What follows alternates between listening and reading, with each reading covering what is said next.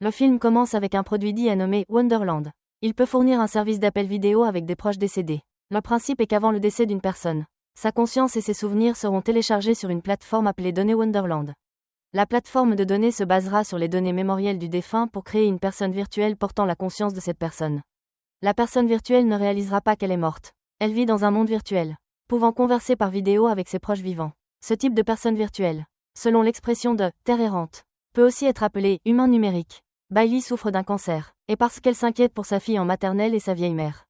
Craignant qu'elle ne puisse accepter sa mort à court terme, elle a donc souscrit au service Wonderland. Au moment où elle est décédée, une autre version d'elle-même est apparue à l'aéroport. Elle est archéologue et doit récemment se rendre en Arabie pour des travaux archéologiques pendant 3 mois. C'est la zone d'activité définie pour elle par le système. Arrivée dans le désert, elle appelle sa mère. Sa mère voit sa fille en vidéo. Si réelle, sans la moindre faille, qu'elle ne sait momentanément pas quoi dire. Avec son âge et son expérience, elle ne peut absolument pas accepter un enfant virtuel. Elle a même l'impression que tout cela n'est qu'une imposture. Mais elle appelle quand même sa petite fille Jia. Jia voit sa mère en vidéo. Pas très joyeuse, gardant au contraire un visage tendu. Bailey réalise qu'elle n'a pas appelé sa fille depuis longtemps. Elle s'excuse précipitamment auprès de sa fille, et lui présente les chameaux du désert. Jia est attirée par les paroles de sa mère. Son regard n'est plus vide. Dès qu'elle a du temps, Bailey raconte à sa fille ses histoires d'archéologie. Bien que très enfantine, sa fille écoute avec fascination. Soudain, quelqu'un l'appelle en vidéo. Sans réfléchir, elle raccroche pour aller travailler. Mais après avoir raccroché, une série d'images lui traverse l'esprit. Chaque fois, elle raccrochait brutalement à sa fille à cause du travail. Un sentiment de culpabilité monte. Elle rappelle immédiatement. Jia, je suis désolée, maman vient de raccrocher trop vite. Ce n'est rien, maman fait souvent ça. Ah bon? Maman est toujours occupée. Bailey se sent encore plus coupable. Elle promet à sa fille, maman ne te raccrochera plus jamais au nez. Quand tu voudras parler à maman, appelle-moi. Le cœur de Jia se réchauffe. Elle affiche un sourire adorable. Les enfants ne doutent pas que la mère en vidéo est fausse. Elle sent juste que sa mère semble avoir changé. Mais Bailey tombe dans le doute de soi. Parce qu'elle voit toujours une autre version d'elle-même. Cette version est aussi très réelle, mais complètement différente de son moi actuel. Contrairement à Bailey, Young-in, du vivant de son petit ami, avait déjà souscrit au service Wonderland pour lui. 1 an plus tôt, son petit ami avait été gravement blessé dans un accident de voiture. Tombant dans le coma, alité pendant plus de 6 mois, elle ne supportait vraiment pas cette solitude. Alors elle a commandé un petit ami Wonderland. Ce petit ami est vraiment parfait. Chaque matin, il l'appelle ponctuellement pour la réveiller. Sa voix est douce et pleine de charme. Young-in, bien dormi? Il est l'heure de se lever. Tu veux encore dormir un peu? De plus, son petit ami est comme un réveil précis. Programme quotidien, météo, contenu du travail, même les petites choses comme s'habiller et prendre des compléments alimentaires. Il a tout arrangé à l'avance et le lui rappelle méticuleusement. Ce qui la satisfait le plus, c'est que ce petit ami ne se met pas en colère, n'a pas d'émotions négatives. À tout moment, il est souriant et radieux. De plus, il est très drôle, cherchant toujours à la faire rire. Young-in est hôtesse de l'air, et en raison de sa beauté remarquable, elle est souvent draguée. Aujourd'hui, un bel homme l'invite au cinéma. Elle sort son téléphone, appelle son petit ami, lui demandant si elle peut aller au cinéma avec l'homme en face d'elle. Non seulement son petit ami n'est pas jaloux, mais il veut même réserver les billets pour eux. À quelle heure? 5 heures. Ça va? 5 heures. Laisse-moi te réserver les billets? Qu'est-ce que tu veux voir? C'est mon petit ami. L'homme à côté est décontenancé par son geste. Elle a un petit ami et accepte quand même un rendez-vous. De plus, son petit ami ne s'en soucie absolument pas. L'homme, un peu perplexe, décline cette invitation. Mais en réalité, Young-in aspire à de vrais rendez-vous. Car son petit ami virtuel, bien que parfait, n'existe qu'à travers un écran. Il peut la rendre heureuse, lui apporter une valeur émotionnelle parfaite. Mais quand les sentiments sont intenses, elle désire aussi des contacts physiques. Ainsi, après avoir été réconfortée émotionnellement par son petit ami virtuel, Young-in se rend à l'hôpital pour voir son petit ami dans le coma. Elle caresse le visage de son petit ami, sent sa chaleur, puis s'allonge sur lui et s'endort paisiblement. À un certain moment, elle sent que son petit ami virtuel et son petit ami réel sont la même personne. Vivant simplement dans des espaces différents, capables de répondre à ses différents besoins. Mais ce que Young-in n'attendait pas, c'est que son petit ami Tae-ju se réveille. Elle est extrêmement émue, mais le médecin lui dit aussi que Tae-ju a subi des lésions cérébrales. Il pourrait avoir des troubles cognitifs, ne pas pouvoir s'adapter à la vie quotidienne. Même les tâches simples pourraient être mal accomplies. Young-in pense que leurs sentiments sont si forts que ce défi n'est rien. Que Tae-ju puisse se réveiller est déjà un miracle. Il se regarde à travers une vitre, comme à travers l'écran d'un téléphone. Mais cette fois, le petit ami n'est plus la personne virtuelle du téléphone, mais une réalité tangible. Young-in ramène Tae-ju à la maison. Ils mangent ensemble, regardent la télé ensemble. À la télé, on voit des moments tendres entre deux. Elle espère ainsi retrouver le sentiment amoureux. Le soir, ils dorment enlacés. Cette chaleur réelle la met très à l'aise. Le matin, ce n'est plus le petit ami du téléphone qui la réveille, mais les doigts doux de Tae-ju. Elle enlace Tae-ju avec émotion. Cette odeur familière la rend à la fois heureuse et rassurée. Elle embrasse longuement son petit ami, confirmant que c'est la réalité. Tae-ju, comme avant, commence à lui préparer à manger, mais il se verse toute la bouilloire d'eau chaude sur la main. Young-in est effrayée, Tae-ju ne sent pas la douleur. Il s'avère que c'est le trouble cognitif dont parlait le médecin. Young-in a un rhume. Elle veut demander à Tae-ju de lui apporter des médicaments. Mais Tae-ju a disparu on ne sait où.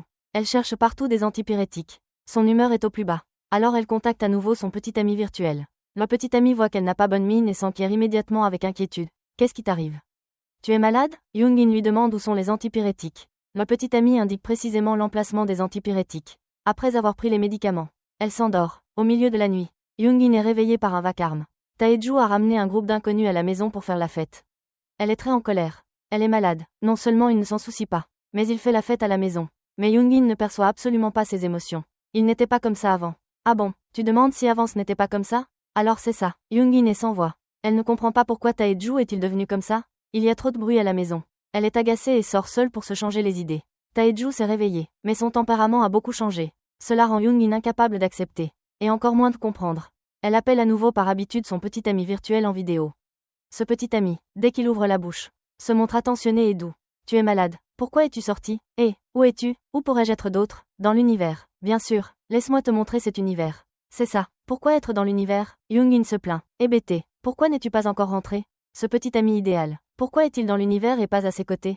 Young-in pense ainsi. Mais elle sait clairement que Tae-ju est malade depuis si longtemps.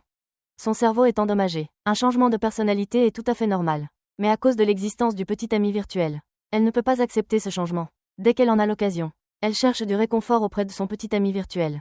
Mais ce qui la dérange, c'est qu'elle doit le cacher à Tae-ju. Cela lui donne un sentiment de culpabilité, comme si elle le trompait. Et son cœur est encore plus troublé. La mère de Bailey est aussi très troublée, car sa petite fille Jia dépend de plus en plus de sa mère virtuelle. Elle est très inquiète. Après tout est faux. Combien de temps un mensonge pieux peut-il durer? Une fois que Jia réalisera que sa mère est fausse, comment affrontera-t-elle la réalité? Après mûre réflexion, mieux vaut une douleur vive qu'une douleur qui dure. Elle appelle la plateforme Wonderland, leur demandant d'arrêter le service à la fin du mois. Puis elle emmène Jia en Chine. Changer d'environnement sera peut-être mieux pour elle. Elle fait part de cette intention à Bailey. Bailey s'y oppose fermement. Sa fille vient à peine de s'adapter à la vie ici. Pourquoi y retourner? Tout serait à recommencer. D'accord. Maman, attends que je rentre pour en parler. D'accord? Je t'attends? J'attends que tu rentres? Peux-tu seulement rentrer? Après avoir raccroché, la conscience de soi de Bailey commence à s'éveiller. Une conscience qui dépasse le système. Ce monde réagit immédiatement. Un grand feu brûle avec fureur. Bailey doute de la réalité de ce monde. Doute aussi de sa propre réalité. Un sentiment vague semble indiquer une certaine possibilité. Elle est morte. Tout ici est faux. Young-in découvre que le comportement de Tae-ju devient de plus en plus étrange. Par exemple, il ne dort souvent pas la nuit. Est tard avant de rentrer. Parfois, il reste assis au bord du lit pendant des heures. Young-in sent que son petit ami est devenu une autre personne. Le petit déjeuner que Tae-ju lui prépare. Elle n'en mange pas une bouchée avant de partir travailler. Mais à mi-chemin, elle se souvient avoir oublié son téléphone à la maison. Elle se dépêche de retourner le chercher. Et découvre que le téléphone est entre les mains de Tae-ju. Elle se sent un peu coupable, craignant que son secret ne soit découvert. Qu'est-ce que tu fais? Qu'est-ce que je fais? Pourquoi fouilles-tu dans mes affaires? Je n'ai pas fouillé. Tu as fouillé. Young-in se connecte en appel vidéo avec son petit ami virtuel. Ce petit ami arbore toujours un sourire doux, d'une perfection sans faille, comparé à celui à la maison. C'est le jour et la nuit. Mais au fond d'elle, elle sait que celui du téléphone est faux. Celui à la maison est le vrai. Mais qui aime-t-elle? Finalement, le vrai Tae-ju ou le faux Tae-ju? De plus, cette affaire finira par être découverte tôt ou tard. À ce moment-là, comment s'expliquera-t-elle? Young-in ne sait momentanément pas quoi faire. Alors, le soir, elle ne rentre pas à la maison, mais se lâche en boîte de nuit, faisant la fête très tard. Mais en arrivant devant chez elle, elle découvre qu'un incendie s'est déclaré à son étage. Heureusement, Tae-ju n'est pas à la maison. La première réaction de Young-in est que l'incendie a été causé par Tae-ju. Cette impression stéréotypée met Tae-ju très mal à l'aise. Il est seulement malade, pas idiot. Tae-ju essaie de trouver un sujet de conversation, voulant apaiser la relation. Mais une fois que la méfiance s'installe dans un couple, toute parole est superflue. Tae-ju sent qu'entre lui et Young-in, le sentiment d'antan n'existe plus. Young-in se sent aussi très lésé. Pourquoi lui ne peut-il pas être aussi parfait que ce petit ami virtuel? Tae-ju veut toujours se rattraper. Il veut voyager à Barcelone avec Young-in. Mais Young-in trouve toutes sortes d'excuses pour refuser. En désespoir de cause, elle sort son téléphone Wonderland. En voyant son « moi » au téléphone, Tae-ju reste sidéré un long moment. Young-in dit « Alors allons-y ensemble. Là-bas, je te raconterai tout. » Tae-ju monte dans l'avion, mais fait demi-tour à la dernière minute. Il ne veut pas connaître cette réponse, car Young-in a changé de cœur, même si cette personne est aussi son « moi ». Au même moment, la mère de Bailey emmène aussi sa petite fille à l'aéroport. Elle s'apprête à emmener Jia en Chine. Mais en un clin d'œil, Jia disparaît. Elle appelle Bailey en urgence. Maman, pourquoi ne dis-tu rien? Bailey, comment pourrais-je être ta mère? La mère de Bailey, bien qu'elle n'aime pas du tout cette fille virtuelle. Mais en l'entendant l'appeler maman encore et encore, elle ne peut retenir ses larmes. Au moment où le service prend fin, elle sent soudain un grand vide dans son cœur. La personne est virtuelle, mais ce sentiment est réel. Elle comprend enfin l'intention de Bailey en souscrivant au service Wonderland. Ce ne sont pas les défunts qui ne peuvent pas partir, mais les vivants qui ne peuvent pas lâcher prise. La conscience disparaît comme un trou noir. Les proches décédés comme un abîme. Peut-être que seul le lien affectif est la seule connexion entre nous. Bien que le service Wonderland ait pris fin, Bailey n'a pas disparu de ce monde.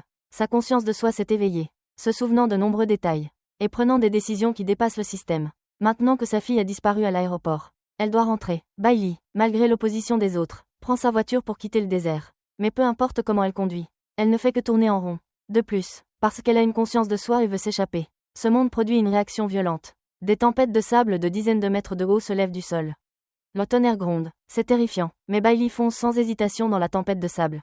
Son action met le système Wonderland au bord de l'effondrement. La plateforme Wonderland envoie immédiatement quelqu'un pour arrêter Bailey. Cette personne lui dit qu'elle rêve. Mais Bailey ne la croit pas. Vous pensez que c'est la réalité? Qu'est-ce que vous voulez dire? Si vous pensez que c'est la réalité, alors ça deviendra la réalité. Cette phrase réveille complètement Bailey. Elle réalise qu'elle est morte. Cet endroit n'est qu'un pays de rêve. Tout est virtuel, parce que sa conscience a dépassé les contraintes. En un instant, elle a brisé la barrière de défense, atteignant un océan de données et de conscience, se souvenant aussi de plus de choses d'avant sa mort. Après avoir su qu'il ne lui restait plus beaucoup de temps, elle avait souscrit à ce service auprès de la plateforme Wonderland. Elle voulait devenir une mère comme une amie. Donc, elle voulait bien faire dans le monde virtuel. Actuellement, elle est devenue amie avec sa fille, réalisant son souhait. Maintenant, elle veut dire la vérité à sa fille pour qu'elle accepte sa mort. Bailey brise le pare-feu. Le système Wonderland est sur le point de s'effondrer. L'assistant de Harry suggère de supprimer les données de Bailey. Mais Harry refuse catégoriquement. Elle est l'une des fondatrices du système Wonderland.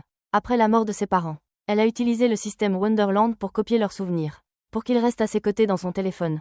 Elle a essayé de supprimer les données de ses parents pour les recréer. Mais ce sentiment était très désagréable. Quand ce que nous croyons être vrai se transforme soudainement en faux. Un tel choc, beaucoup de gens ne peuvent pas l'accepter. Donc, Harry demande à son assistant de reconnecter le réseau pour Bailey.